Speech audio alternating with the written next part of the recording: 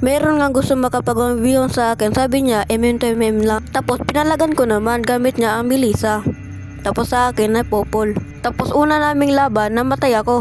Tignan nyo, ang sakit ng Melissa. Oh. Hindi na obra aking pupulin ko pa. Ang sakit talaga na first blood nga pala ako dito. At sinabihan ko siya na galingan niya sa susunod kasi pag susunod na hindi ko niya makakaya. Baka lang mawanit lang siya. Tapos nagsagupa na nga pala namin dito. Tapos tignan nyo naman aking damage. Ang lakas talaga. Nabura talaga. At sinabihan ko siya na galingan niya sa susunod kasi pag susunod na baka hindi siya makagalaw. Tapos sinabihan ko niya na isa pa daw. Babawi lang daw siya sa akin. Kaya pinagbigyan ko na lang. Kasi kawawa naman kung hindi siya makabawi sa akin. Kaya hinihintay ko na lang siya dito. Tapos nagpakita na din siya. At sabi niya mag-ready na daw ako. Kasi sinabihan ko din siya na mag-ready na.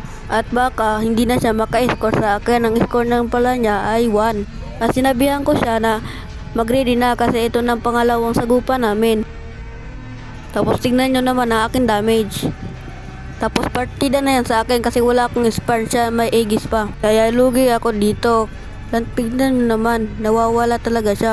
Hindi talaga niya ako kaya. At kaya, ako ang panalo. Wala ka palang bitaw, boy! Ay, grabe ka naman.